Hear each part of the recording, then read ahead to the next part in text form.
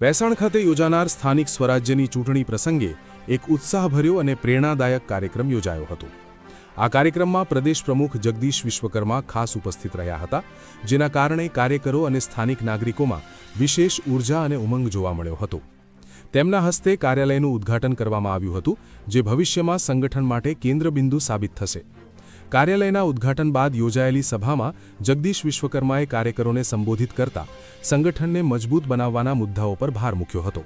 તેમણે કાર્યકરોને એકતા, શિસ્ત અને સમર્પણ સાથે કાર્ય કરવાની પ્રેરણા આપી હતી। રિપોર્ટર જયરાજ ભાયાણી, ભેસાણ। ગુજરાત દ્વારા મિત્ર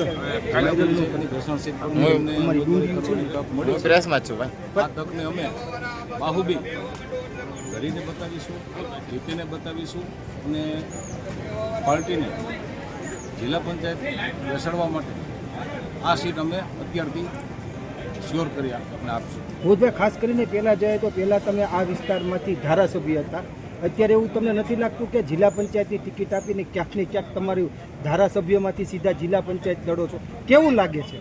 બિલકુલ, મને આ મારો વિસ્તાર છે, મારી જન્મભૂમિ છે, મારી કર્મભૂમિ છે। હું ધારાસભ્ય હતો અને હું ચૂંટણી લડ્યો નથી, એ મારો અને મારી પાર્ટીનો વિષય છે।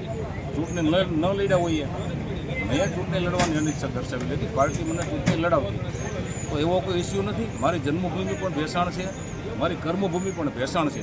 ભેસાણની જનતા મારો પરિવાર છે, તો મારા પરિવારના હિત માટે, મારા વિસ્તારના હિત માટે મારે ચૂંટણી લડવી એ મારી જનતાનું મને સૂચન છે અને મારી પાર્ટી મારી પસંદગી કરી છે, તો હું સહર્ષ ચૂંટણી લડું છું અને મારી જનતા ઈવીએમમાં એનો નિર્ણય કરવાનો છે। આપના ધારાસભ્ય હતા એટલે પૂછું, આપ જ્યારે આપમાંથી ચૂંટાયા? ગુજરાતમાં હું એક જ એવો વ્યક્તિ નથી કે ભારતીય જનતા પાર્ટીમાં જોઈન થયો હોય।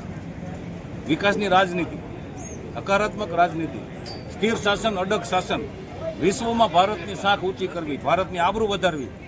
આજે જ્યારે વૈશ્વિક યુદ્ધની ઝપેટમાં જ્યારે વિશ્વ સપનાનું છે, ત્યારે નરેન્દ્ર મોદીએ ભારતને આબાદ રીતે બચાવ્યું છે અને નેતૃત્વપૂર્ણ કહેવાય એની પ્રતિતિ આપી છે। તો મારી ફરજ છે કે ગુજરાતના સંતાનો નરેન્દ્રભાઈ અને અમિત શાહ જેમ ગાંધી અને સરદાર હતા, એમ મોદી અને શાહ આજે ગુજરાતનું ગૌરવ વધારતા હોય, તો મારી પણ નૈતિક જવાબદારી અને મારી ફરજ હોય છે કે મારે એમની સાથે રહેવું જોઈએ। વિકાસની રાજનીતિને મેં અપનાવેલી છે।